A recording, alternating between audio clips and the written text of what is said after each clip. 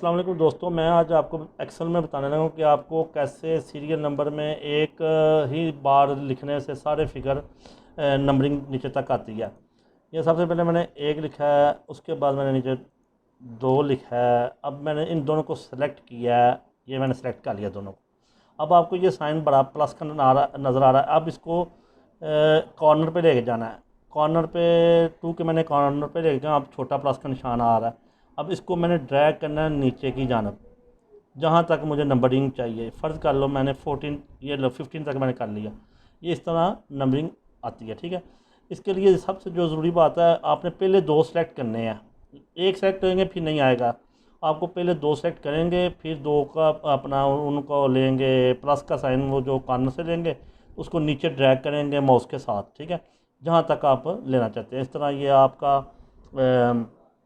Numbering आ जाएगी। अल्लाह हाफिज़।